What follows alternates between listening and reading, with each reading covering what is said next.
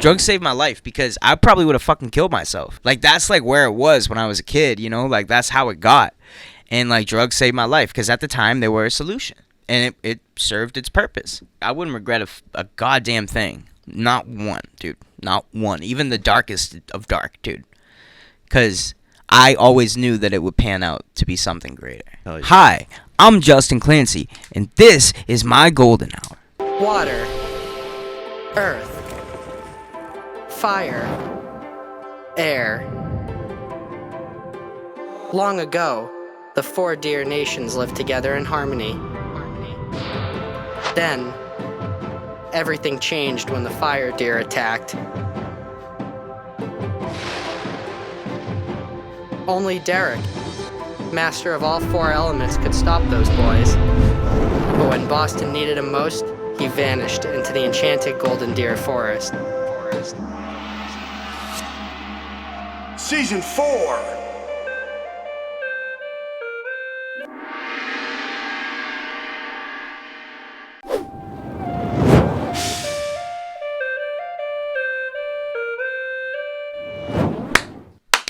And that is the start of an episode.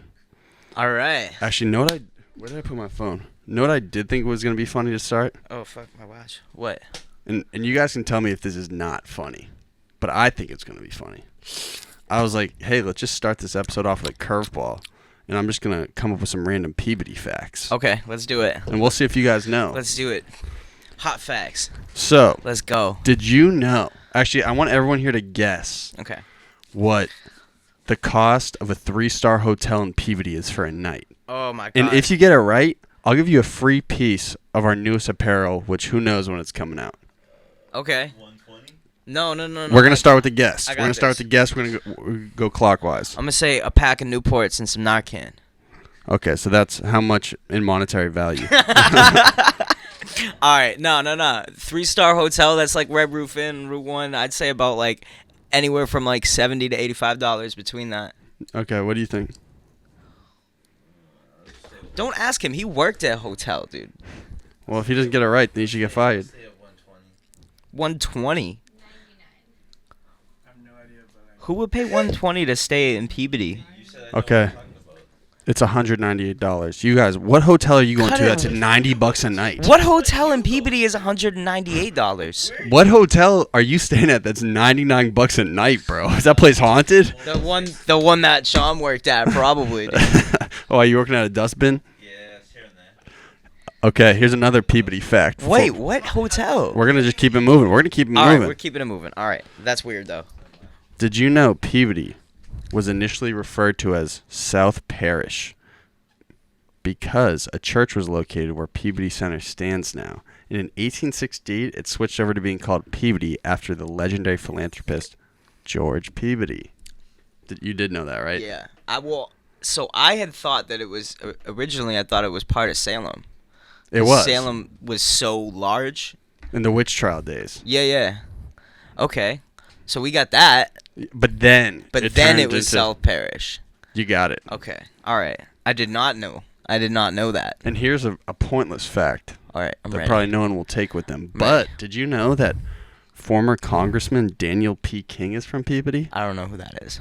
Dude, he ended his tenure in 1850 and graduated from Harvard. How did you guys not know this Wow. stuff? That sounds like somebody I should know. That sounds riveting. That is profound. The man. Hey, that's Hey. it for Peabody Facts. Signing off. Doo-doo-doo-doo-doo. All right, everyone's going to, Frank, swing up, say hi. We're going to introduce everyone in the room, so if there's ever a conversation off mic, people know that we're not just talking to empty space. All right. Frank, you're first. Yo, what's up? So I'm the producer on the show. What? I'm here to make the show look fresh as fuck. So Why are you yeah, flexing? that's it. He's flexing. He's built, though. He's built. Yeah. He was Whitney, just flexing come on up. his bicep whilst grasping the microphone. Wait, Frank, what's your IG? Just Frankie. Okay, Frank. Just say who I am and what I do. Classic. Hell yeah. I'm Whitney, and I'm a photographer, and I deal with Justin. Sick. And my Instagram is @WhitneyAutie, OTTE. I'll follow you as soon as the episode's done. Sean, Here, hit Justin's mic. Justin's mic. Oh, There you go. That sounds weird. Wow. Hey, what's up, everybody? This is really awkward near Justin Clancy, but Hey, bro. so eating the mic. I'm gonna be honest Producer, with you. Yeah, helper. I would like look at a camera. I don't want to. Okay, well everyone's gonna be like, who is this glom? I have social anxiety. I'm from Peabody. Don't push him. Can I talk now? Okay. My name's Sean. Everyone knows me by SK. You can find me at SK the Great. That's SKTHGR, number 8. I'm done talking. Okay. And Sean Great work. has been Great persistent, job. and I admire persistence. Because he said, "Hey, man, I like the show. I think I want to try to help." Hell I yeah. said, "Man, let's try it." I also like the show. I Thank love that. I love what you guys do with your branding, and the content is very on point. Thank you. Everything is like very good. Thank you. Very good. And want to know something crazy, bro? What? I like your music, man. Fuck. Oh And I my like God. and I like your story, bro. We just become best friends. After the episode, we'll see. All right. I hope I don't say anything dumb. All right. Let's But do to it. my right, I have a young man, I don't want to call you a pop star because artists sometimes get pissed if you box them in, but I'm going to say a young Elton John. Fuck. Yo, I just seen Rocket Man. That shit was trash. It was bad. It was so trash, dude. What? That shit was trash, but I love Elton John. He's just all about entertainment. I fuck with Elton fanaticism. John. So heavy, dude. But I have a young pop star who's not a rapper, but he's a rapper and an artist and a musician and a young Beethoven. Mm. And his name's Justin Clancy. Which camera do I look into? Nice. Hey, thanks for coming, bro. Thank you for having me, dude. Sure, man. Let's eat this wheat. Do you want Shall we? to do you want to just elaborate kind of on what you do and who you are? Yeah. So I'm Justin. I make music, and sometimes I push buttons. I sing. I do the rap. I do the dance. And And you're the pride of Peabody. I fought so hard to hear that for so long. Well, who else would be considered the pride of Peabody? Jeff Allison. What is he, an NBA player or something? He was a baseball player. Was he? Yeah. He was nice. Yeah, he was a beast. I remember. Yeah, I remember being a kid and like going and seeing him play at Peabody High. Yeah.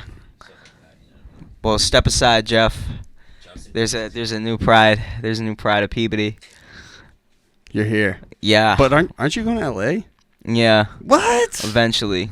Oh, I thought. I'm not moving. I'm back and forth a lot though. Oh, that's what I mean. But by the time my lease is up on my apartment, I got a good feeling I'll be out there full time. And is that something that's like been premeditated, or you just feel like you kind of exhausted all your resources here? Hold on the sock to pant ratio. You kind of came in here dripping, bro. Sock to pant. Yeah, dripping from sweat from my buffalo chicken hangover. Well, I thought it was chicken. I thought it was seitan. Yeah, but like, no one knows what seitan is, so it's just like chicken. Buff chicks. Oh wait, I thought it was a vegetarian dish. Yeah, it is. It is. So it's definitely not chicken. No, bro. it's not chicken, but it's chicken. It tastes just like chicken. Oh, it's that I'm chemical sorry. chicken. Yes. Okay. All right. Moving back. All right. Well, okay. Go back. Stay on topic. It's all right, man. Stay on topic, Justin. I like when things deviate. I think it's fun. My whole life deviates from fucking anything and everything rational. So, And now we're here welcome to the shit show. in the small hot room. Small hot room. Edit it and be like, whoa. Wake. That's how we'll start the clip. Yeah. So Perfect. So do you feel like you exhausted all your resources here? That's why you pop out there? To a certain extent. Primarily, like, I go out there because I see the lane of music that I'm in sonically, right? And I notice that it's just like, it's the move. You know what I mean? I don't want to say that I hit a ceiling out here because there's endless opportunities for any and every artist, like, no matter where you go. With the internet. Yeah, exactly. We're in an internet age. But I do a lot of like co-writing and stuff. So like I ghostwrite for people. Oh, that's where And- that check comes in. Yeah. So and that's where That's where it happens a lot. It's L.A. and Nashville, New York too, but L.A. is like the hub of that. Have you noticed though, like, because I mean, you've had like, for a Boston artist, you've had like a handful of success. I feel like you're one of few people that I know that really notice that there's like a ton of different resources out here for you to kind of start to grow. Would you agree? Out here is in like in Boston? In Boston, yeah. Yeah, absolutely. Absolutely. I've tried to tap into like any and every resource that I possibly can. So Yeah, so you don't feel like the well's dry though, do you? the well's never dry. You know? I feel like when an artist says that the well is dry in their hometown, they're just it's premeditated failure. The way I see it, it's like, yo, there's like what 650,000 people in Boston. Yeah. It's definitely enough people to grow a fan base, man. Dude, right? here's the thing, right? And it's like artists make the mistake of victimizing themselves.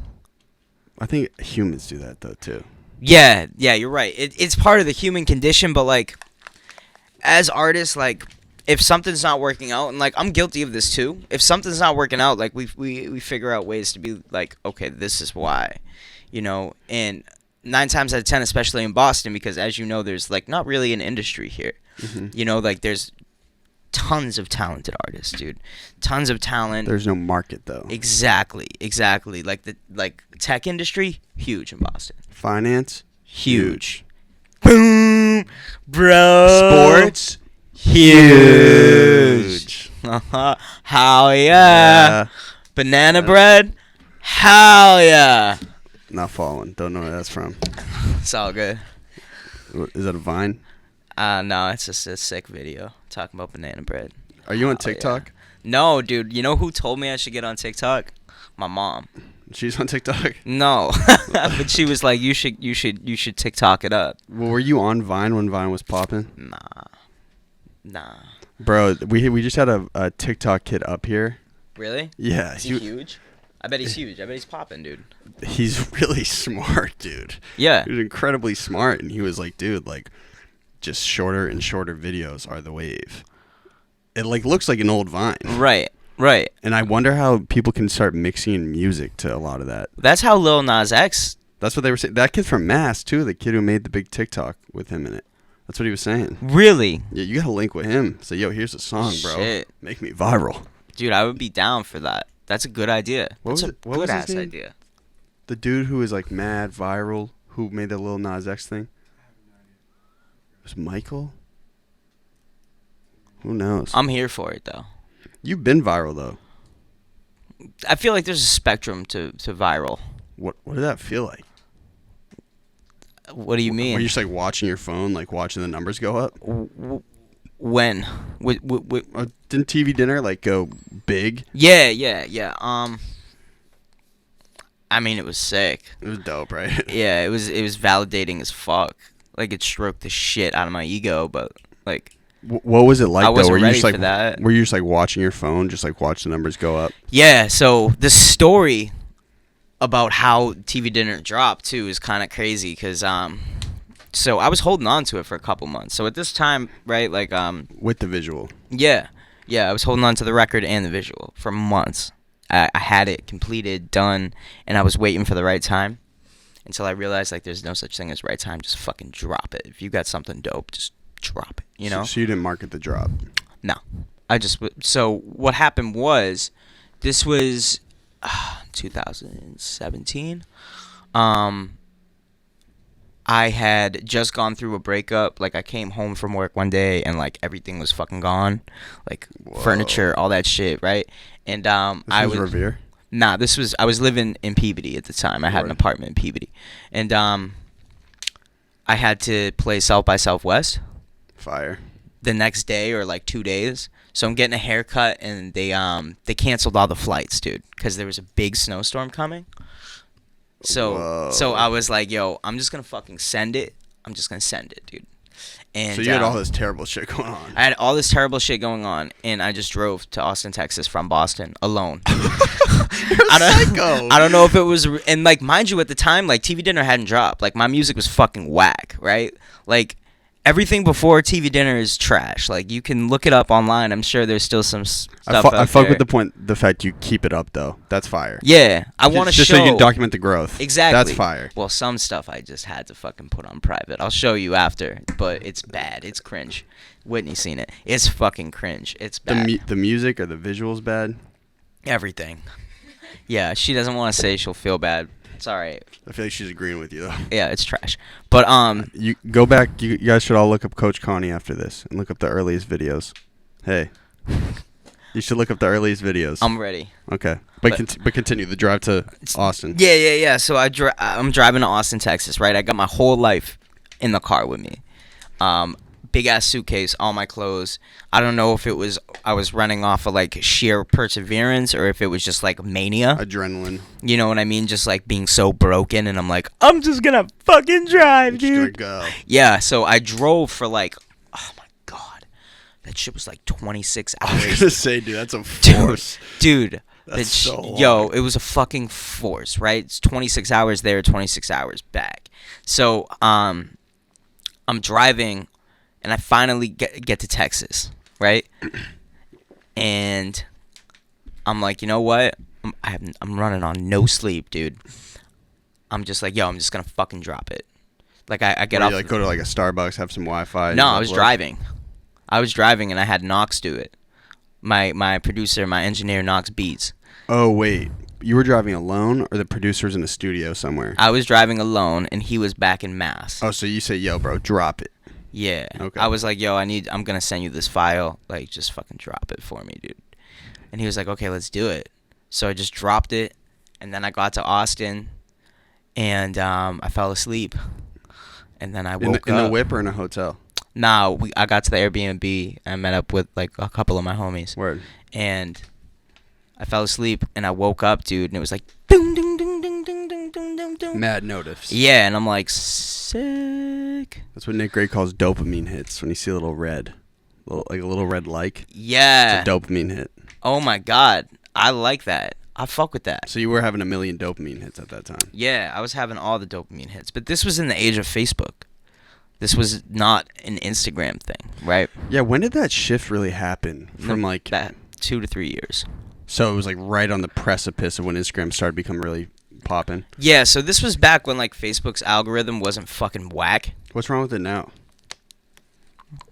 It just shifted, you know? It just shifted, just like every other algorithm. But like back then on Facebook, if you put a video out, it was like you would see it more. You know what I'm saying? Like all videos used to go fucking viral on Facebook back then. And now it's just not the move anymore. Instagram is the wave. That's for our demographic, though, don't you think? Or do you think that's just, like, global? Well, I mean, just like everything else, it's all pending on demographics, of course. But I feel like the shift algorithmically has really, like, forced people to rely on Instagram more. Plus, Instagram's cooler, dude. I agree. Instagram's way cooler than Facebook. I like that Snapchat has games now, though. Have you seen that? Nah. You can play, like, literally, like, play, like, a mini game on your phone and then send it. Kind of like Words with Friends. Really? That's actually sick. I'll have to add you on Snap. Wow. Play yeah. Words with Friends or something, bro. Add me on Snap, dude. I'm totally with that move. So you're in Austin in the Airbnb.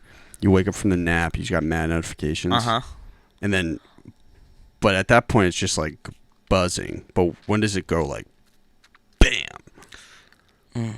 I don't know, man. Honestly, it was just kind of like, just Exponential. yeah, it just moved, you know. But at that time too, like I kind of planned out like what my next move was going to be, and I already had like most of my album in the chamber, most of the Color Blue Okay. already done at that time. So you waited like another year for that. So, do you perform later at South by Southwest as that's going on when it's viral? Yeah. And did anyone know? Nope. Yeah, it must have been so weird, right? No, it Like, was- yo, I'm like this. My shit's blowing up right now. Yeah. It was weird. The whole thing was weird, dude. It was crazy. So it was crazy because I went down there, right? And like back then I was doing shows for like 5 people, bro. Like performing, like I literally drove all of that way just to perform for like 10 people in some dive bar that wasn't even like an official South by thing. Did you hate that? No, Doesn't no. really matter, right? Dude, it's all part of it. You know what I mean? It's all part of it. Totally agree. Like I can't really pinpoint a time where I was like, it shouldn't be like this. You know, because early on, you got to be realistic with yourself, dude. Like, if you don't really have anything going on, like, and you're performing for, like, 5-10 people, like, that's what it is. It's kind of a That's blessing. part of the honestly. come-up. Yeah, exactly. It's part of the come-up, dude, because it's, like, that's when you are able to make mistakes. When you build character, too. Yeah, exactly. It builds character, and you're able to, like, learn, like, how to properly perform. I can make mistakes, because back then, I could make mistakes in front of 5 to 10 people, and it wouldn't be bad. Now, like, when I'm playing at House of Blues, it's like, I can't make mistakes. I can't afford to fucking make mistakes, you know? Yeah, and you just learn. Exactly. I mean, it sucked. Like, Obviously. it still felt shitty, but at the same time, I was just happy that I could, like, perform, you know? Yeah, do you think it makes you more grateful now for certain opportunities? As opposed to Absolutely. just, like, getting a rush with everything at once? Absolutely, bro. Absolutely. I cried the day I played House of Blues. I probably would, too. I cried. Like, I got there early. Like, I think sound check was at, like, 12 or 1. And I got to the House of Blues at, like, maybe, like, 10:30 in the morning, 11. And I was just there. I was just looking, you know? And you cried during your performance or before? No, I cried during. I mean, before. No. I was going to say during. I must have been fire, My bro. album Shot release, I cried during my performance. Yeah. Yeah. You were there, right, SK? Yeah, I cried on stage. Like an emotional cry or just like it was tears? it was an emotional cry. So you're like wailing. No, it wasn't like I had to stop myself. But it was coming. So I'm saying, like, was it like a loud cry? Yeah. Oh yeah. Yeah. Motherfuckers knew I was crying. It's on Mad film. funny. It's on film. But I mean, dude, it's like that. It is what it is. Rest of man. emotion, yeah. Yo, I'm like happy that I'm able to feel those feelings. You know, I feel you. it's like a beautiful thing. Mm-hmm. I have a tough time playing it cool. Like I want to be the cool artist guy so bad, but like I just fucking can't do it. You know what I mean? I think that's a dope thing about the internet too. Is I feel like people who are extremely transparent now are like rewarded. Mhm. You know what I'm saying? Mm-hmm. Do you think there's still a space for people being very like having mystique about them? Do you think there's still an appeal to that? Absolutely. I agree. Absolutely. But you got to start with it out the gate. You know what I mean? You can't. You don't think you could go back and forth between it? Mm. You know what I'm saying? Like things are growing a little bit, and then you kind of just like become a little more selective with like what you do. Or does that make any sense? Well, I mean, yeah, in that light thing, yeah. Yeah, that does make sense. I know what you're saying. But what I'm saying is, like, do you think you could build a career off mystery now, still, with the internet? I mean, yeah, dude, you look at artists like Sia and She's like mystery, but she's not like her. oh her. Did Marshmallow ever take his mask off? I don't know. No? His helmet? It's actually Steve Buscemi. Marshmallow's actually Steve Buscemi. It's actually Skate the Great. Yeah. Curveball. Big curveball. I don't know. Do you think he fucks chicks with the mask on? With the marshmallow on? I bet he does the non-disclosure. He has him sign a paper. I heard John Mayer does that. I read an article about that.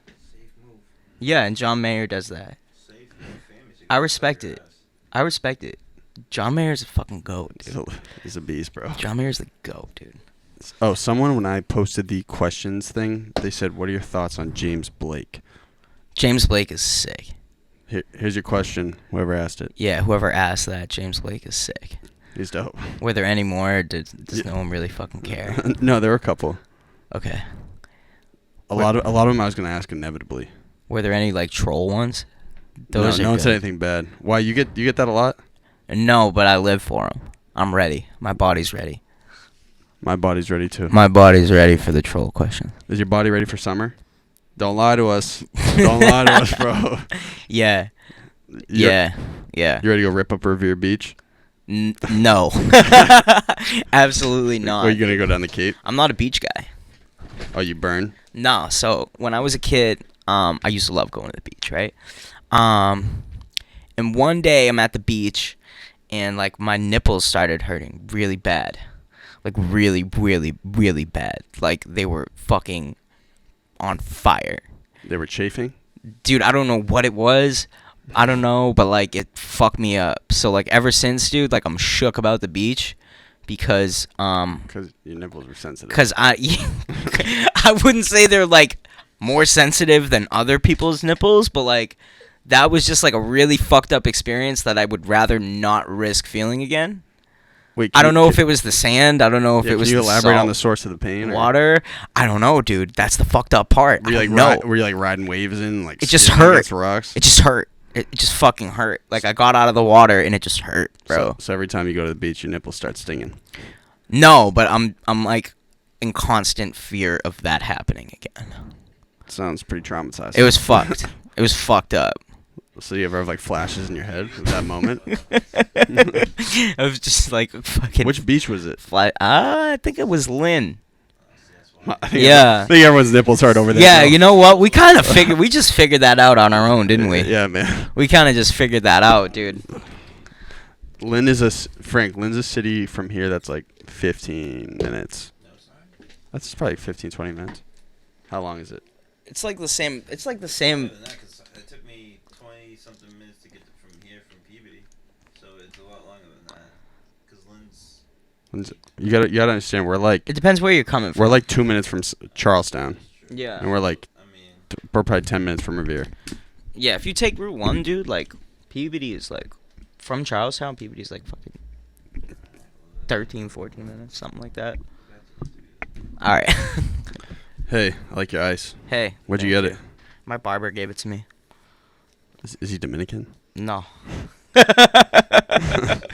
No. Well, I have a Dominican barber, and he sells watches too. I don't know if that was Really? like a common thing. No, I don't know, honestly. No, though. It was a gift. Yeah, he just gave it to me. My barber's the fucking man, dude. Shout out to Over the Top Barbershop. Shout out to Over the Top. Hey. They're awesome. Cut that check, cousin. That's right. That's right. If you could work with one sponsor, have one secure, one really dope brand deal, who would it be? Ooh. Kids Bob, cut the check. That seems a Kids- little risky. Kids Bob, cut the fucking check. Nah, damn. Kids Bob seems. Apple. Yes, that's a good bag move. That's right? a bag. That's a bag. Like when Ariana Grande, She got the Apple deal. dude, she did what is it, like the cartoon emoji thing? You know, did you watch the Grammys? I did not. All right, she had like this commercial that played during the Grammys, dude. You know what I'm talking about? With the they were doing that. It's just like emoji. with the emoji, like yeah, And it's like a little video, just like a blank background with like the emoji head just talking. yeah. It was like 7 rings, right? I don't know. That's a bag. She got a fucking giant bag for that, dude. She also Apple. had an incredible album. Yeah, Stuff. she's a beast, dude. Ariana Grande Beast. is a savage. 100%. So, So, I got like 100 questions. I'm ready. I'm gonna Let's go. I'm start with Quick. number one. Boom. Okay, so 2017 is when you start like putting out music, like more consistently, right? Yes. Because you were previously like dealing with some stuff. I wouldn't say too previously. You know what I mean? There 'Cause was a gap. Well, so I've always put out music. Like I started putting out music, dude, in like 2010. I'm gonna be honest, bro. I watched the earliest videos. Which ones? Well, because I read the Boston Globe article, and Yeah. so when I was like doing as much research as I could, I was like, I want to make sure I don't ask this dude the same exact questions that he probably always gets. Right.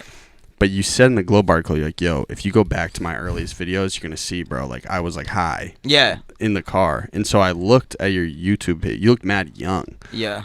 What was the name of it? We had just watched it. The definition of raw. You were going in, bro. You were pissed at someone, bro. I was a rapper. You were like rappity rap, I was rappity rap, dude. but it was good. It was still good, bro. Thank you. Yeah. Yeah, that one in particular, I was very fucked up. Yeah. I didn't know that's in that. Yeah.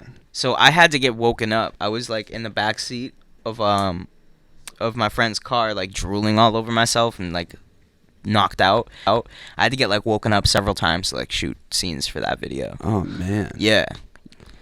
Yeah. It was fucked up. How old were you there? 17? How old are you now? 24. I'm 23. So you started. It said you dropped out of high school. Yeah. So, what was that like being in Peabody at the time? Like, was that like totally frowned upon where everyone's like, dude, look at this fucking loser, XYZ?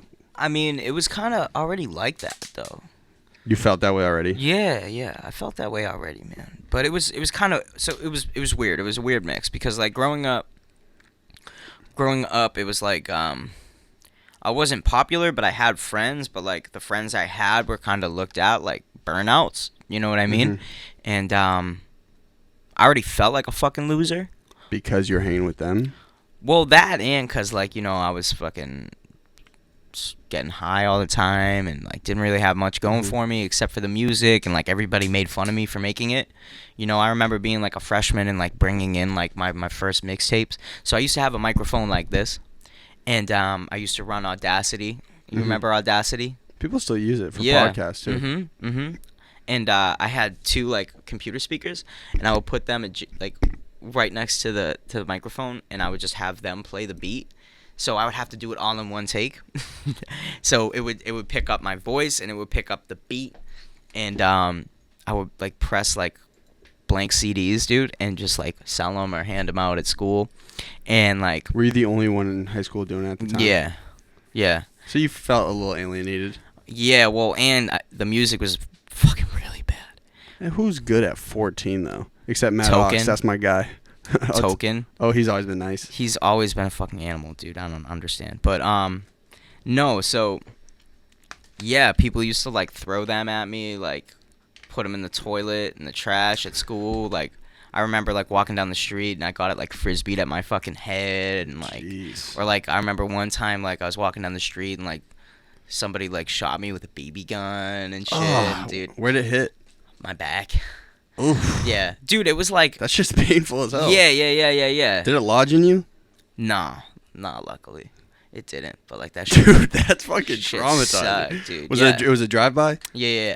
It sucked. Damn, shouts out like- to that dude for the aim, but holy shit. But like, so here's the weird thing, right? All that shit was going on, and like I was all strung out, and then I put out a music video called Slide.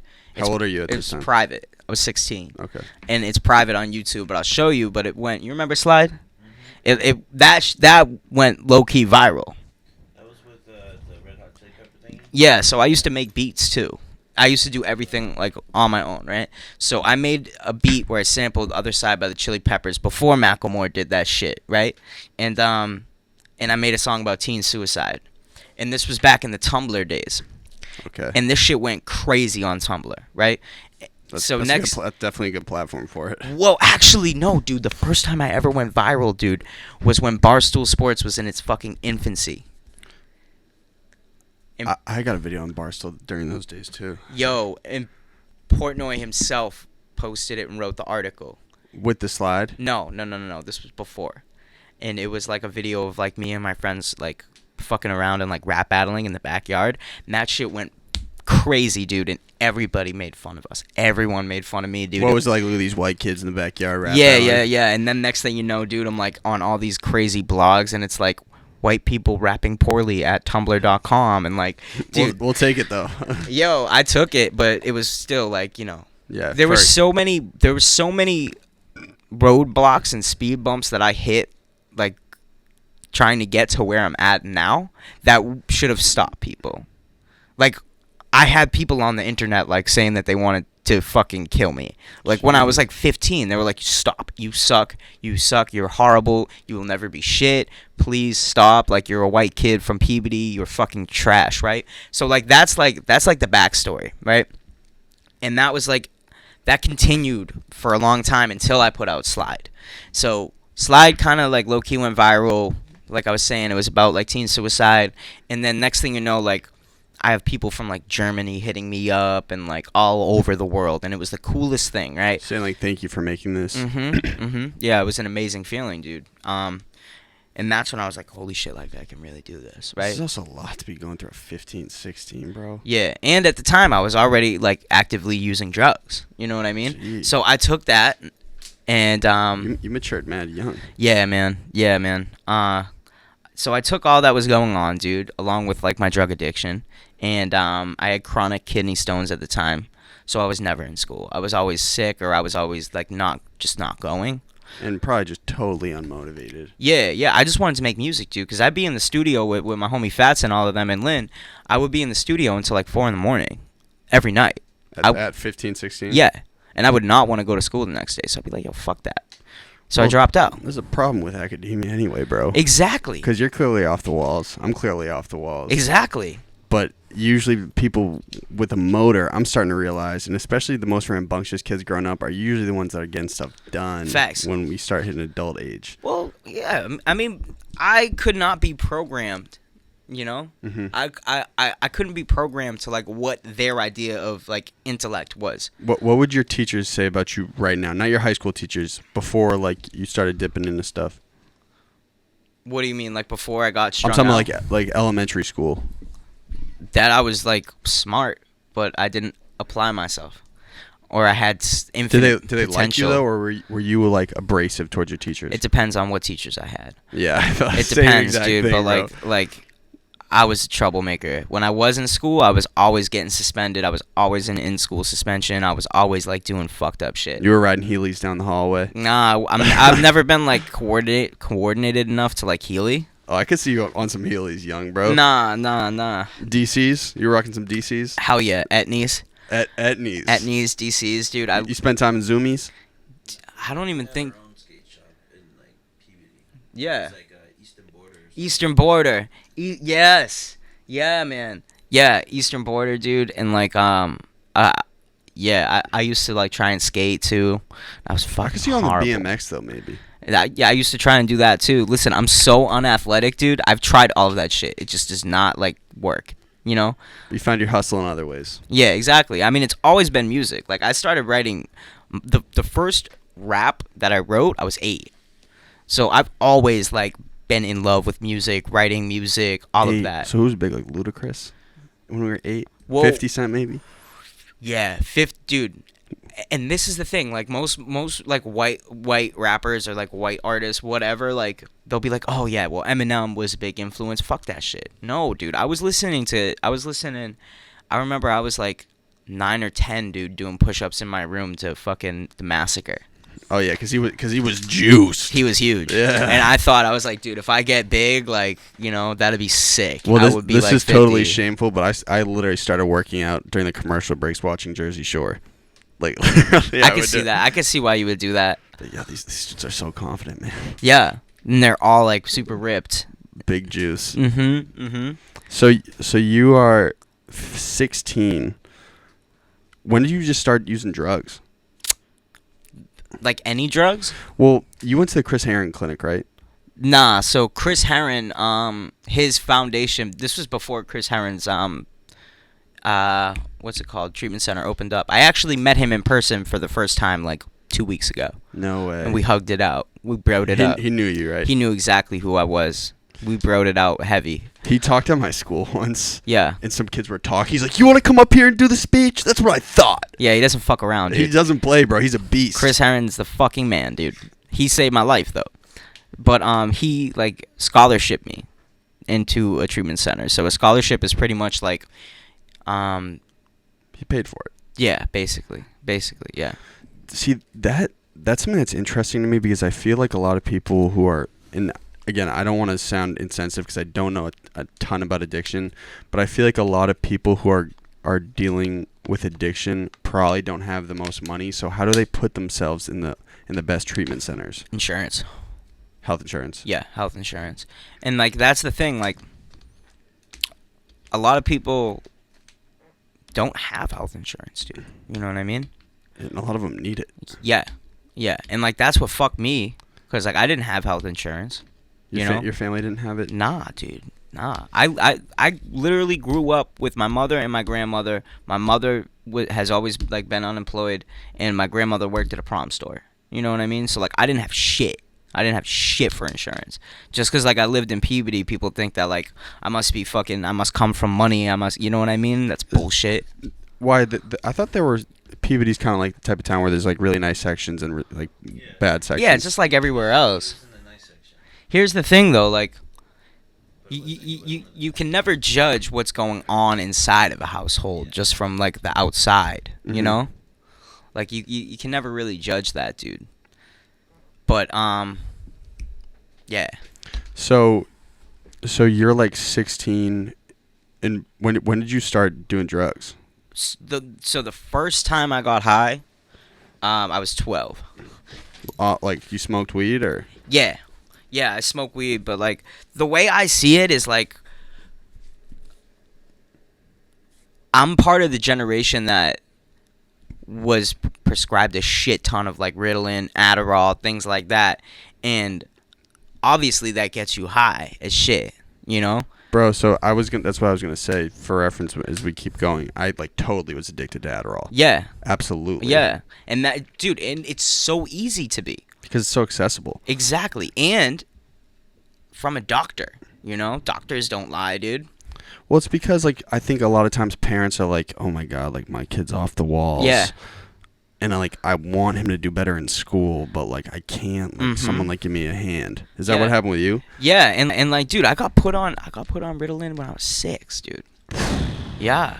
I remember being in, like, first grade getting pulled out of class because I had to take it, like, a couple times a day, or, like, you know. That's fucked up. Yeah, dude, so I remember getting pulled out of class and, like, taken to the nurse's office and, like, given this little pill. So, like, from an early age, I was taught that there's, like, something wrong with me, I'm not normal, and I need a chemical solution, you know? But you were probably whipping out your homework.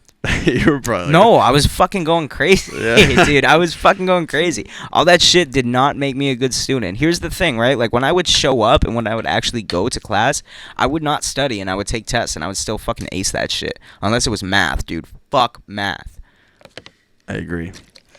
But, like, English, science, history, all that other shit, fine.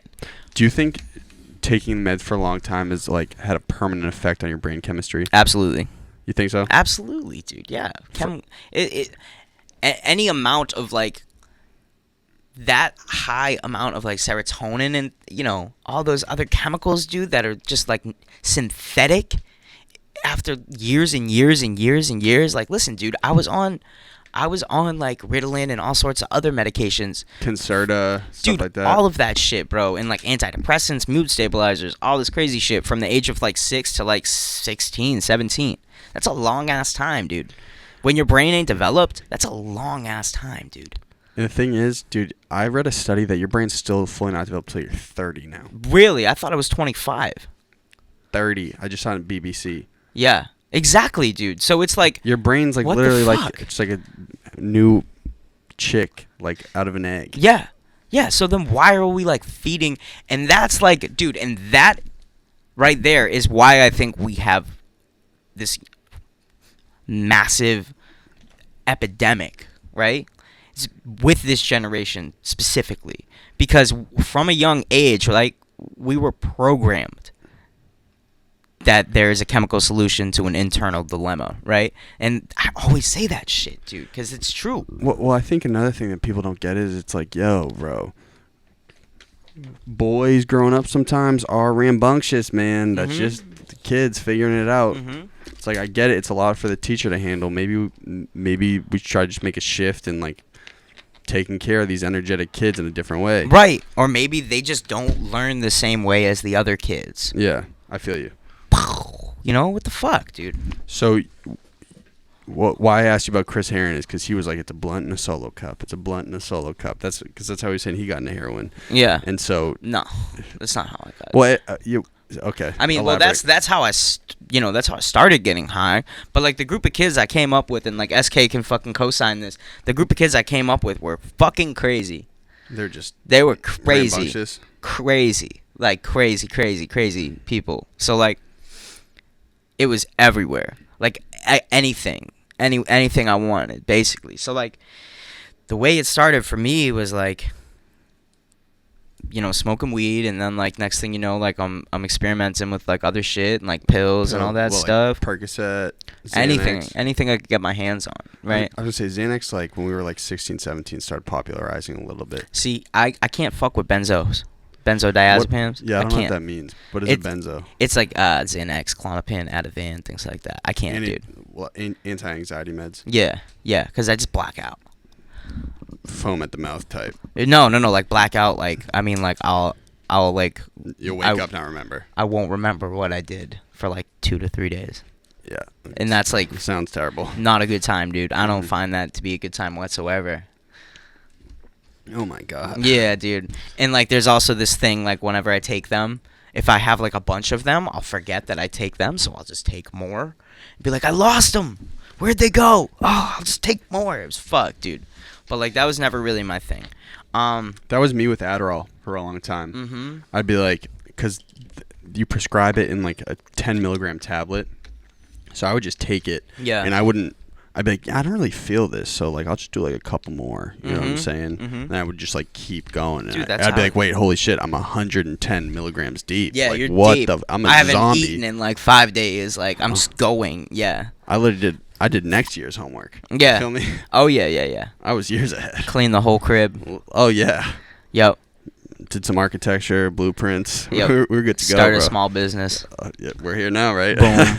All of a sudden you have an LLC. Oh, 5 LLCs. 5-year business plan. We're good to go. Mm-hmm. So you're smoking at 12. You were drinking too? Yeah.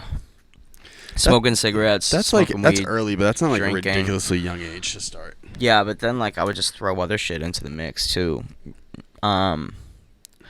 Like mushrooms, like acid, and like whatever pills I could find in my mom's fucking drawers. And was it out of curiosity, or was it like, fuck, I'm having a really unpleasant time in life right now? Well, a lot of it was like depression. Mm-hmm. You know what I mean? Like I fucking hated myself growing up. Fucking hated myself, dude. Because like I always felt weird, you know? Like I always felt weird as shit. Because I'm like an eccentric dude, you know? And like I didn't really fully embrace that until adulthood. Like this is who I am. I'm fucking weird. I wear cardigans and tie-dye, and like I love pink, and I'm a white boy rapper and singer. Yeah, exactly. Mm-hmm. And like I didn't embrace that until like I realized it wasn't going away, and this is who I am. I'm like, fuck it. Okay. I think when you hit our age too, you kind of realize like there are some things I just can't change about myself. Right, exactly. But like when I'm a kid, like growing up, like it wasn't cool to like be artsy and eccentric, right? Especially in Peabody, I bet. Yeah, like dude, like you gotta like if you can't fight, if you can't like play football, or like you're good at basketball, or like you're not, if you're not like tall and like strong and athletic and fucking cool, then you're just like a fucking loser. You know what I mean? And like I didn't like any of that shit. I liked music, I liked poetry, I liked reading, I liked movies and plays, all that stuff, you know? And yeah, I totally feel you. Like, and I remember I used to cuz I was like I've always been like down for theater. Like I've always loved like entertaining to like any degree. So like I remember specifically at Peabody High, like I would go and like try out for these plays that they do, and I'd land like major roles in them, like leads, like Hamlet. Yeah, stuff like that type of shit. Like, I know, like what play? Oh, I don't remember, dude. I don't remember. The Music Man. Yeah, I don't even remember, bro. But shit poopy, shit poopy, shit poopy. The girl who's hard to get. Get me on a track, dude. Wow, sultry. That's fantastic. But like I would land these lead roles, dude, and like then I just wouldn't go back ever again because I'd be embarrassed, you know? Yeah, I felt that growing up too, bro. I was like, yo, I'd love to do theater, bro. This would be so fun. Serious, yeah. But like, wait, these kids are like, I'll probably be like a weirdo if I do this. Yeah, but now all those kids are like mad fucking cool, dude. Those kids kids are like the most self-aware kids there are. Yeah, seriously. All like the theater kids and like the band kids, they're all like mad cool now. They have long-lasting friendships. Serious. But yeah, no, it was just like it all stemmed from like a lot of like sadness when I was a kid that just I didn't like a lot want of to show. Shit going on, huh? Yeah, dude. Like growing up wasn't so easy for me, bro. You know, I just didn't have like an easy time. There was a lot of like family shit and like there was a lot of hurt in little Justin, you know? So, like, I would bury it inside and, like, let it out with, like, writing, because, like, I wrote, like, a lot of, like, poetry, like, spoken word, and, like, I let it out in that, and then, drugs. So, at what, and I, again, you don't have to answer this if you don't want, but, like, when you were starting to dip into heroin, were you like, this is probably not a good idea? Did you know that? Yeah. I mean, so nobody wakes up one day and they're like, yo, I'm going to do heroin, you know? It doesn't really roll out like that. What happened was, like, I had, like, dabbled in pills and painkillers, and I knew that I had a taste for them, right? I Like think, Oxy? no, so oxys were not, like, sniffable when I was... Oh, you would snort the pills.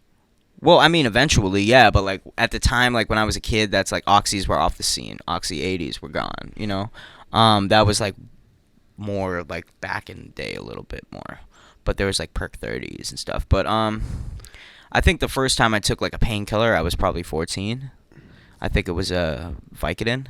So, were you just, like, a curious kid, though, too? Because I feel like there's a little bit of that mixed in, right? Like, you want to test your consciousness a little bit? Or do you think it was always just out of angst? It was a mixture of both, but, like, a lot of it, dude, was, like, just masking, bro. Like, just masking. Like, I Just did be not... tough at 14, bro. Yeah, dude, like, that's, like, a lot of it stemmed from, like, just fucking sadness. And you're going through puberty, bro. Yeah. You got Yeah. a dirt lip. You're like, what the fuck is this thing? Yeah, seriously, You got dude. a pimple on your forehead. You're like, Oh, fuck. Yeah, exactly, dude. And it was, like, it was a matter of that, and it was a matter of, like, wanting to grow up so fast, you I know? feel you. I just wanted to be grown already. and gone. Yeah, exactly. And, like, that was, like, my way to escape. And, dude, honestly, and, like, I say this all the time, like, drugs saved my life, you know? Drugs saved my life because I probably would have fucking killed myself. Like, that's, like, where it was when I was a kid, you know? Like, that's how it got. And, like, drugs saved my life because at the time they were a solution, you know? And it served its purpose, you know? I don't regret anything, dude. I wouldn't, because now your story's fire. Yeah, but it's not even that. It's just a matter of, like, I wouldn't regret a goddamn thing. Not one, dude. Not one. Even the darkest of dark, dude. Because I always knew that it would pan out to be something greater. Always. Like, even, like, at the worst points, Yeah. you're like, you know, I'm gonna make a comeback. Yeah. That's I would fire. tell myself there would be this conflict within me. Because there would be the optimistic side, right? And I'd be like, yo, like, I'm going to make it out. Like, I'm going to get out of this. I always find a way, right? And then there would be the other side of me that's like, well, I might die like this. You know, there's a very good chance I might die like this, you know? So when you were actively, like, using, you still could rationally think like that? Mm-hmm. That's, like, mad interesting to me. Mm-hmm. I mean, there's still, like, rational thought, you know? There's still rational thought. Like, when you're getting high, like, you're not, like, completely shut off from the world, you know? And that is probably something that a lot of people from the outside looking in don't know. Like, people are conscious of, like, how they look, how fucking shitty it is, and, like, they hate it, you know? Like the people on Mass Ave and stuff. I was gonna say Melania Cass and Mass Ave. Yeah, they're not turned off, dude. They know exactly what they're doing, and they know exactly how low they've gotten. Really? Yes, 100%. That's, like, very interesting. Yeah, to me, bro, it because doesn't seem like it. It doesn't seem like they No. give a fuck. No, but they do. They do. You know what I mean? Like, Is it wicked sad for you to go over there, drive through there? It's, like, terrible, bro. it's sad, but it's a reminder that, like, I, like, was fucking one bad decision away from being there, and, like, I still am. You know? Listen, I've been clean for almost 6 years, but, like, I could fuck my whole entire life up in 24 hours. Give me 24 hours, you know? How do you maintain it? Like, how do you like remain, like, totally straightforward? Oh, it's not even. It's secondary, dude. I don't even think about it. Like, You I don't don't? even think. No, I don't think about getting high, dude. I haven't thought about getting high in years. It's not even a fucking thing, you know? Because, like I said, like, it served its purpose when I was a kid, and now it's like I would get nothing out of it, you know? I just wouldn't. I have too much shit going on. I don't have the luxury to even consider. So I just fucking do my own thing. Bro, being on stage and performing is better than any drug I've ever done in my whole life. And I've done them all. Yeah, are you a big thrill seeker? No. I hate roller coasters. I hate going fast. I prefer to be on the ground, going at like a slow and steady pace. No way. Yeah, I fucking hate that, dude. But like, I would love to like be on stage. Was that a 5-minute? It's all right. Holy no. shit. No. We'll just keep going. It's fine. Who cares? All right, let's get it, dude. I'm ready. How am I doing? Am I doing a good job? You're fucking killing it. This Thanks. is You're doing a great job This is too, good bro. Stuff. So yeah, can you just kind of touch back on like the first time you're like, all right, man, I'm gonna try heroin? Because to be honest, from my perspective, it's like growing up, isn't it sometimes like, all right, I know that heroin is like Bad. This is a bad drug to do. Yeah. And it was one of the things. And you're like, a smart kid. Like you must have been like, I know this is like. Yeah. Well, it was so. All right. So here's the thing, right? And like this is fucked up, and a lot of people don't know about this kind of shit, right? So I'm glad that you asked. We were just talking about this the other night. So what happened was like, and I'll start it back from the beginning. What I was saying was I was like dabbling. I knew I had a taste for painkillers, right? I already knew it. I got a surgery. I got kidney stones. I have chronic kidney stones, dude. It fucking sucks. Is that Crohn's disease? No. Okay. No, you just fucking. Yeah, you just piss fucking glass shards, basically. It sucks. Yep. Sounds excruciating. Dude, it's terrible. It's terrible. So, I had to get surgery for it, a couple different ones, like 2, and they prescribed me Percocets. So, prior I had dabbled and experimented, but like I had never taken them for like months at a time every day. And when I got prescribed them, I was taking them months at a time for every day. And I got a taste for them. You know, I'm like, I like the way this feels. This is an everyday thing. I want to feel like this every day. They stopped prescribing it to me. And what the brain does, the brain tricks you into thinking that you're still in fucking pain, dude. Because you're so dependent on those pills, it'll tell you that you're still in pain. And you'll feel the pain.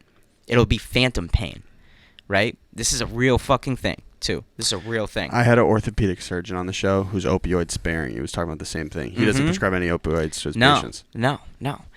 Because that's what happens, bro. And that's how, like, you see regular-ass dudes, all of a sudden, they're strung the fuck out. Because their brain tricks them into thinking, okay, I'm in pain right now, and I need those painkillers. So one thing led to another, and I was getting them off the street. I was getting painkillers off the street. And then, of course, you find yourself in fucking sketchy places when you're doing drugs, you know, always, dude. And, you know, another thing led to another thing, and, like, I'm in a trap house, and, I couldn't get any painkillers, and there was heroin. So I fucking did heroin, and I knew right away, because there was this girl in this trap house. She was probably in her 30s. She's clean now too, actually. But she's probably in her 30s, and she was so strung out. And I'm 17, dude, and I just do my first line of heroin, and she looks at me. She's like, "Yo, your life is never gonna be the same again. You just ruined it." After you did it? Yeah. It's like, why couldn't you tell me before, man? I mean, dude, I'm pretty sure it's obvious, you know what I'm saying? But like, yeah, you don't, like, it just kind of fucking happens. When you're in that world, dude, things spiral out of control so quickly because you had, like, that, it's bigger than you, bro. The drugs are bigger than you, dude, like, always. So things are, I mean, that you're looking in hindsight, but at the time, were you like, you probably were like, this won't be that big of a deal, right? You're probably like, all right, I'm going to do the heroin and then I'll find pills tomorrow. Yeah. Was that Yeah. it? Yeah, it was one of those. And, like, then one thing led to another, and I was fucking doing dope instead. It was cheaper. It was more accessible. And, yeah, and then it just fucking went from there, dude. And it was, like, out of my control. You're know? 17? Yeah. Damn, bro. And You lived like a triple life, bro. Out of my control. Dude, seriously, bro. Seriously. But, like, even before that, like, I was in and out of, like, treatment centers and, like, all that stuff as a kid. Like, the first time I went away, I think I was, like, 14, 15. Do you know it's very admirable how transparent you talk about it? Yeah. Because some people are totally embarrassed about it. Shouts to you, bro. Thank you. For sure. I mean, dude, fuck that shit. Like, yo, if people want to, like, paint me as something... as something in their head, fucking let them, you know? But there's plenty of people out here, especially now, like, it's 2019, bro. Like, there's plenty of people out here that struggle with mental health or love somebody that struggles with mental health and addiction. So it's like, dude, if I'm not going to talk about it, like, who the fuck else? It's not like I use it as a gimmick, you know? It's not like you see me, like, reaching online, and it's not like I fucking make music and it's just about that. If you listen to my album, it's kind of difficult to like gauge process the person that I really am, like in the story. Like, yes, I tell the story, but it's very blanket. I don't go into depth. I don't go into like, you know, every single song like I'm a recovering addict, you know. Yeah, I fuck like, with that though too. Fuck that shit, dude. Like, I make dope music, but like I have a fucking story, and if I'm asked about it, I'll be very candid in speaking about it because I'm not ashamed. Yeah, I mean, one crazy thing is though, it like definitely helped boost everything long term, right? The music's obviously hitting, right, but the backstories also help grow everything.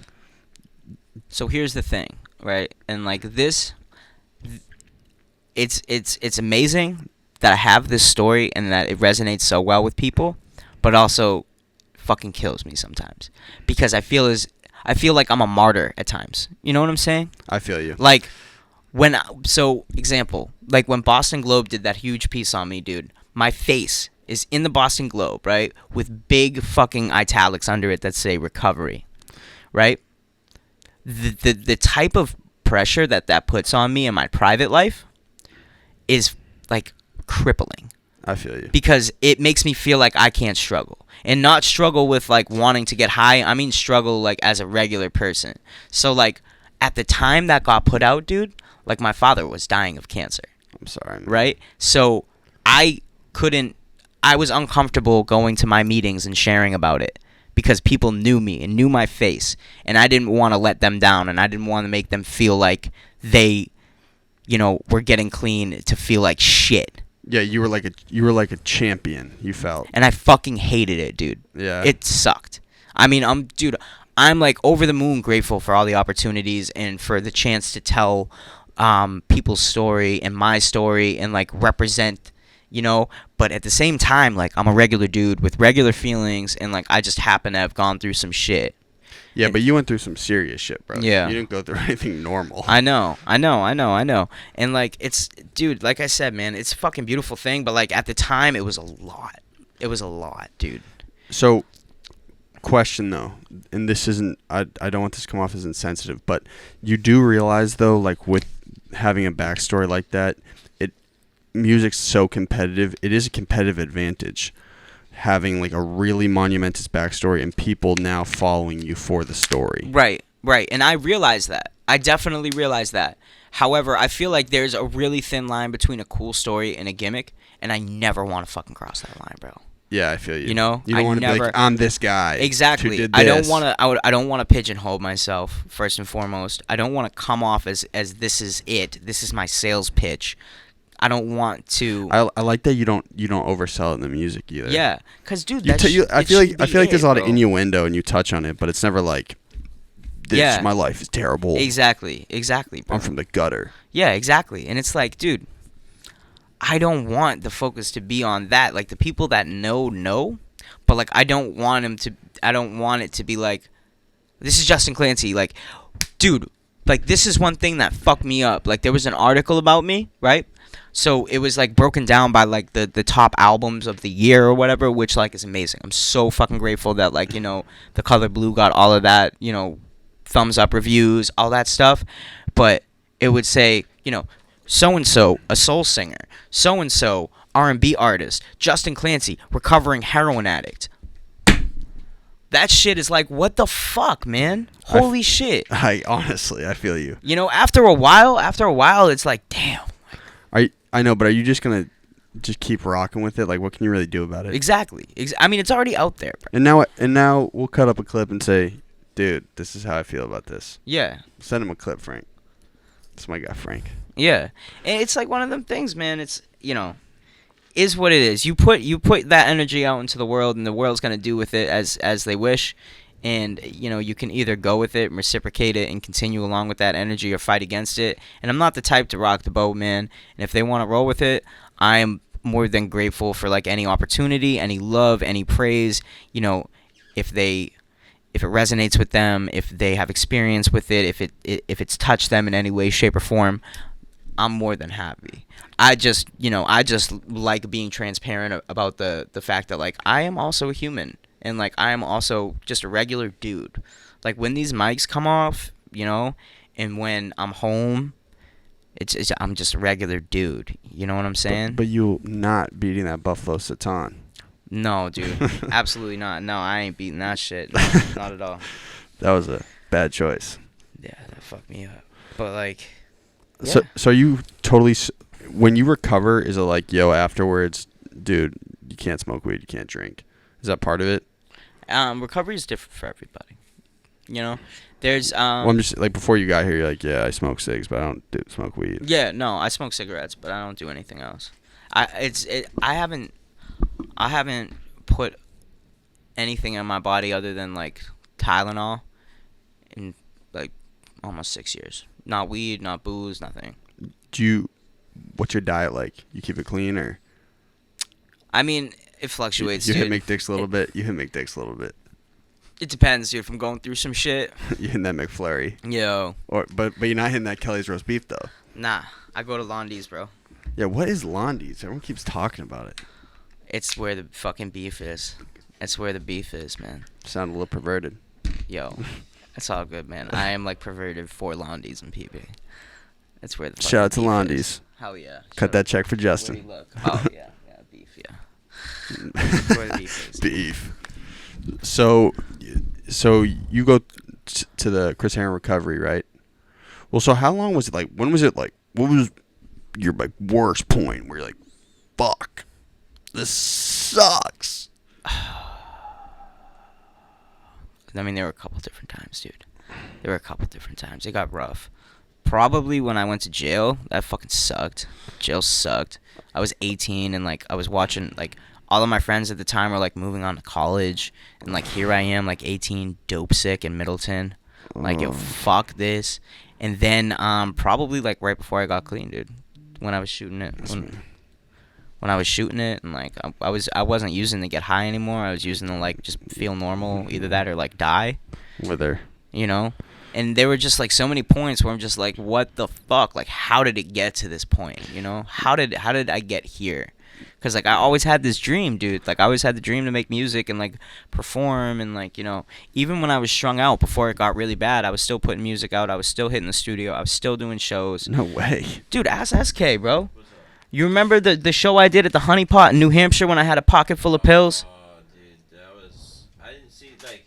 So you were still fully like active in music and getting. Yeah. How the fuck That do you was do the it, rapping bro? days. Those were my rapping days, bro. I was gonna say, bro, before your period of recovery, and now the music just went done. Yeah.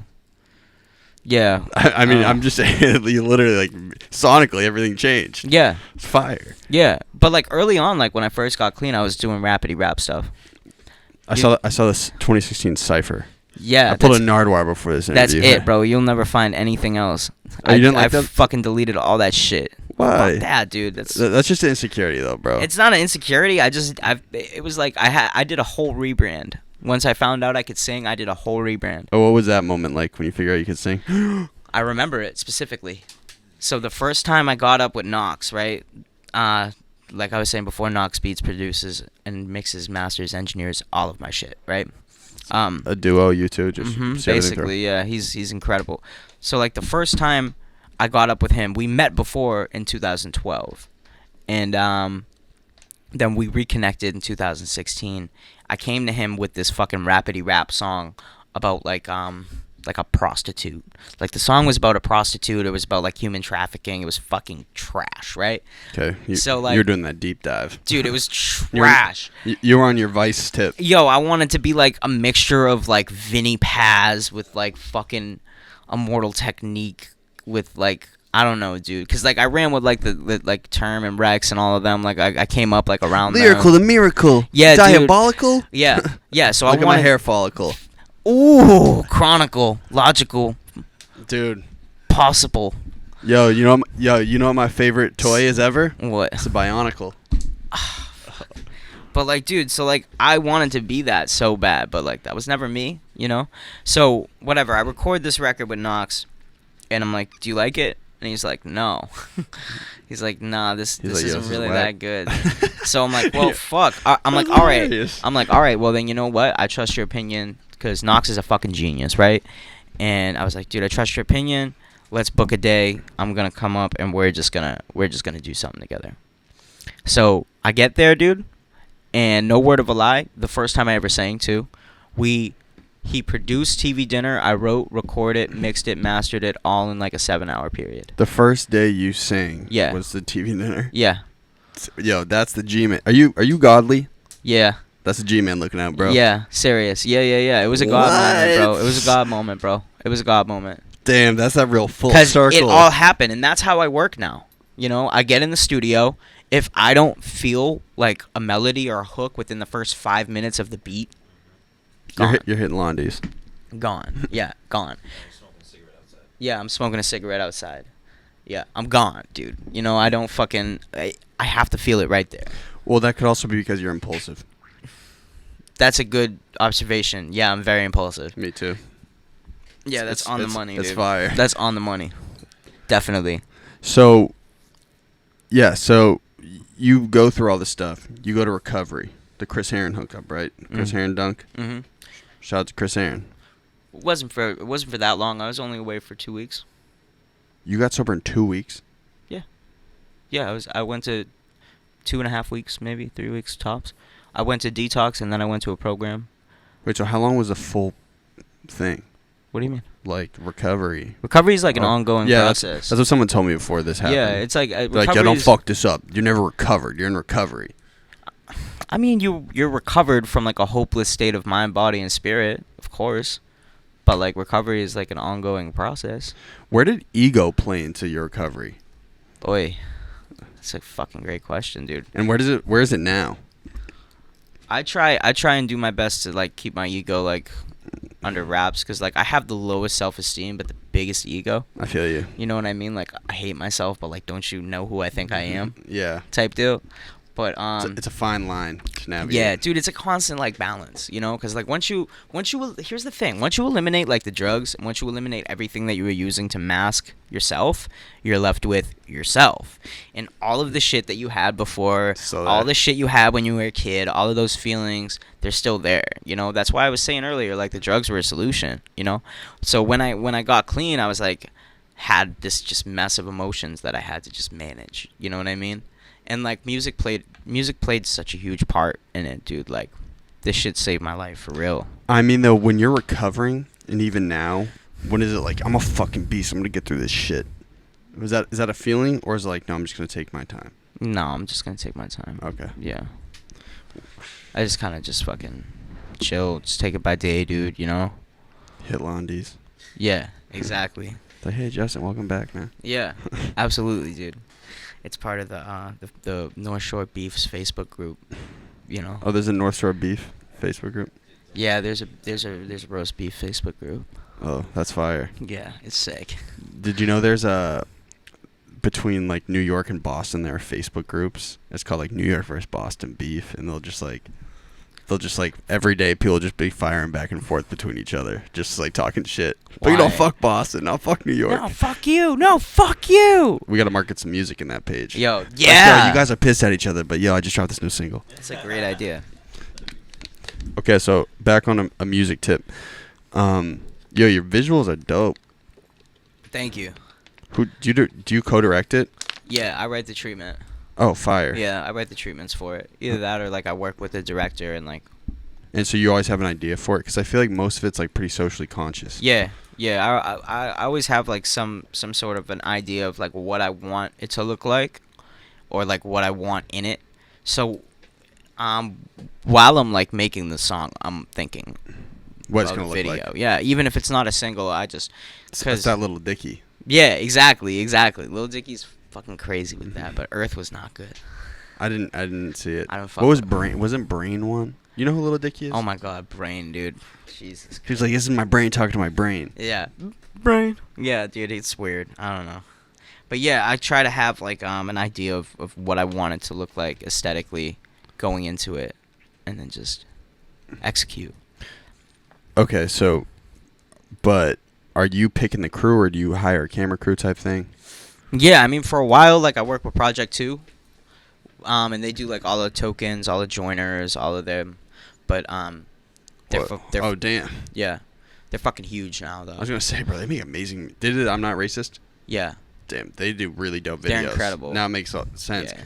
I've seen Token's videos too, when he does like the freestyle one takes and stuff. Yeah. Whoa. Yeah. No, they're crazy. They're crazy. Project 2's crazy. But yeah, obviously it's like they got nominated for a Grammy, dude. It's like cost a fucking bag, and I don't have a bag. So like You will though. Yes. Yeah. That's kinda- very fucking soon. Like extremely soon.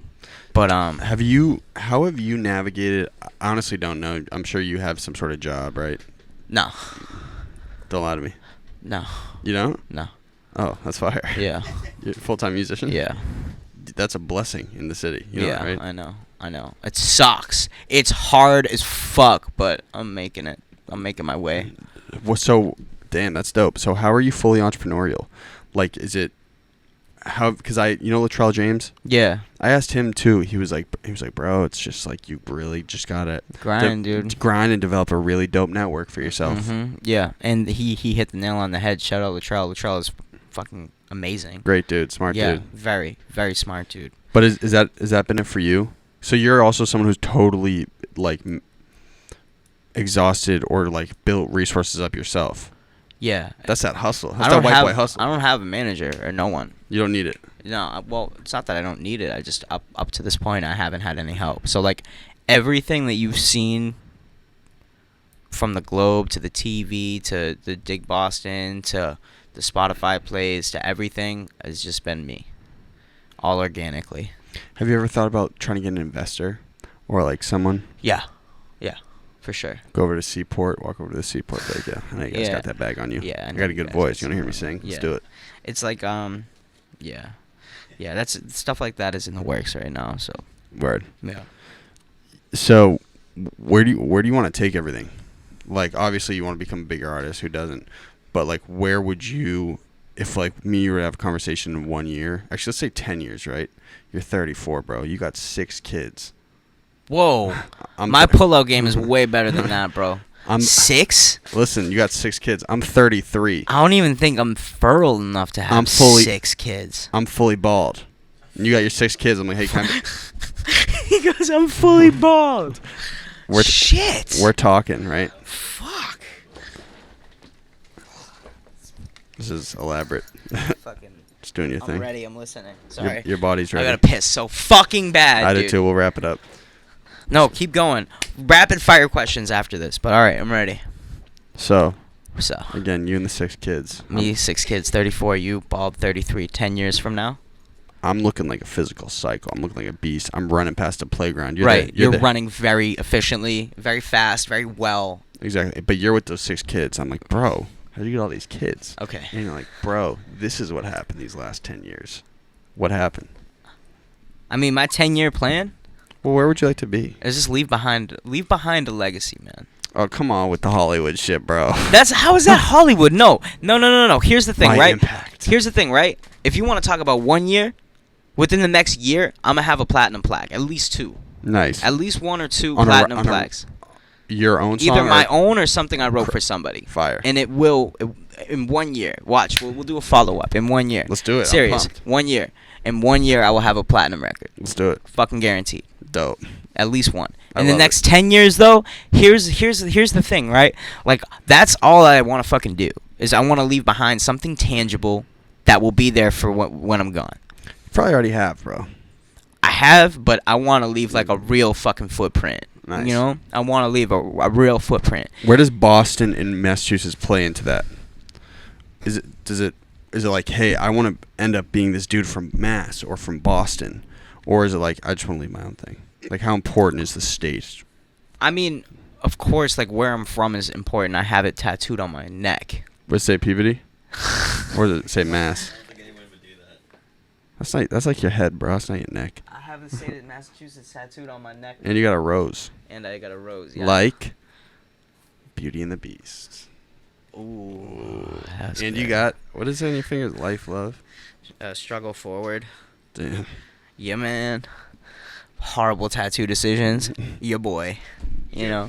Yeah, boy. But fucking nah, dude. That's like what I really want. I want to leave behind a footprint. I want to leave behind something that my kids can have and that they can revisit. You know. Your 6 kids, yeah. All 6 of them. Yeah. But that's ultimately what I want in the next 10 years. I want to create a song that will have people treat each other differently. I feel like something like that. Is that fucking corny? Cuz It's a little Hollywood. it's true. What do you want me to say in the next 10 years? Like, I want to be fucking ballin', dude. I want a fucking G-Wagon and, like, all these nice things that I can't fucking take with me when I die. That would be fire in 10 years, so to have that G-Wagon. It would be fire to have a G-Wagon in 10 years. But like, that's not the main goal. But it's like, just tossing a G-Wagon. The MO is just, like, to have that and, like, create dope shit, dude. And, like, I just want to create every single day and be in a creative space and be with creative people, you know? Be happy. And have a 6-pack. Nice. Yeah. Have a fucking six. I'm almost there. I'm getting close. Yeah, I believe in you. I got 4. Thank you, bro. You got this, dude. Just one celery stick a week. That's it. You got and a little this. cup of water. Just rage eat a couple almonds, dude. Oh, an almond's too much fat, bro. Just that celery stick. Just that celery stick. Fuck. Okay, so I can tell you're getting antsy. You have to use the restroom. No, I'm ready, dude. I thought you were gonna rapid fire. Oh wait, I have a couple more questions in my thing. I'm ready. Let's Just want to do make sure I it. hit everything.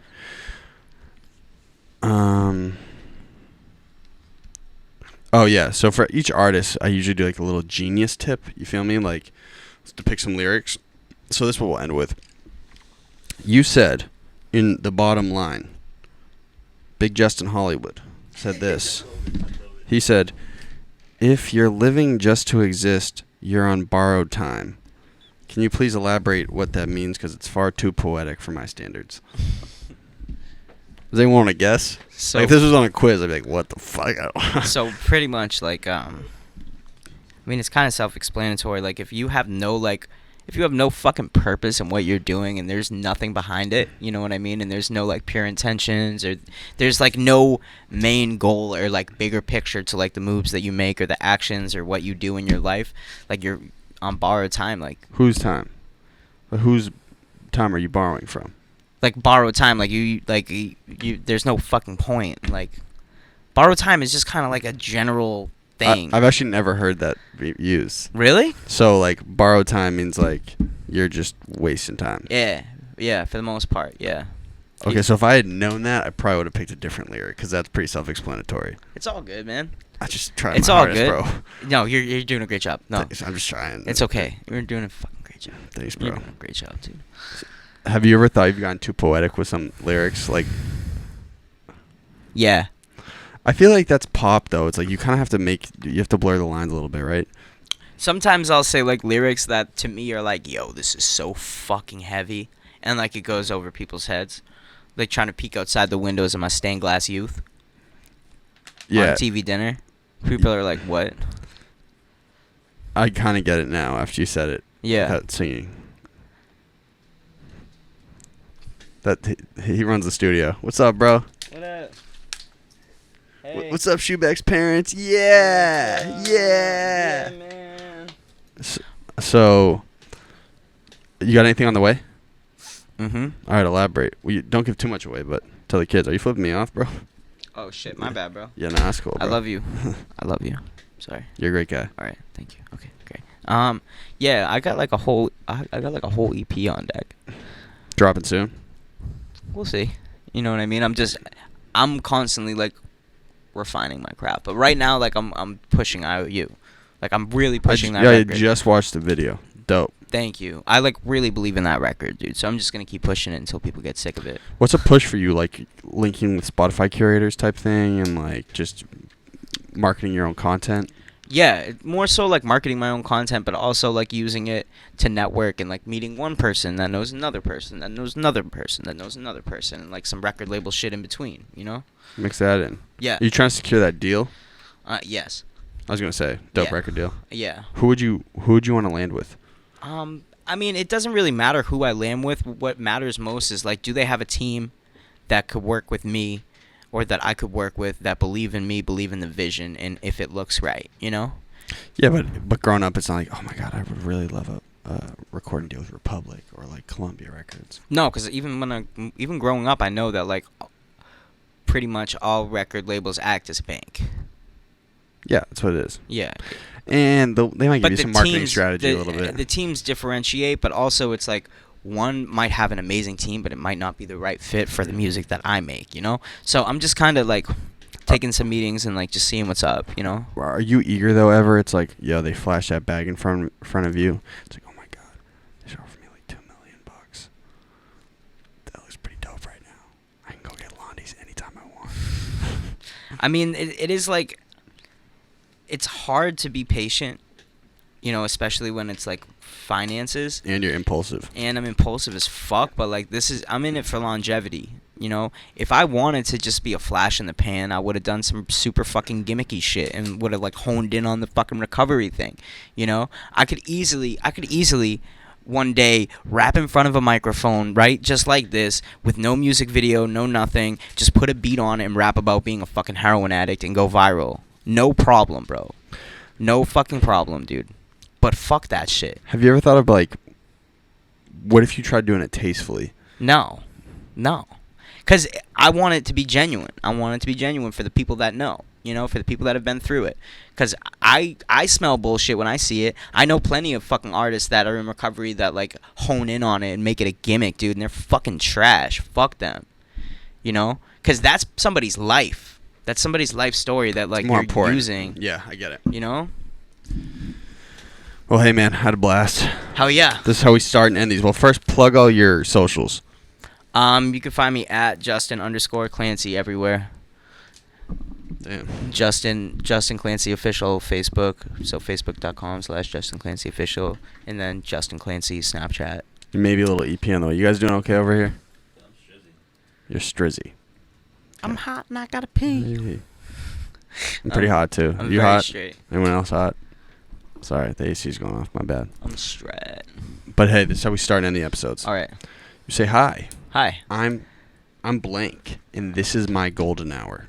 Directly after no break. Hi, I'm blank, and that was my golden hour. Okay. Do I say it into the camera? I would put your sauce on it. That's all I can tell you. Hi, I'm Justin Clancy, and this is my golden hour. Let's go to that one for the second part. Hi, I'm Justin Clancy, and that was my golden hour. That was like perfectly executed. Thanks. No one ever gets that right, bro. Really? Yeah, you're pretty brilliant, bro. All right, you ready to hit it? Ready? 3. Ready? 3, 2, 1.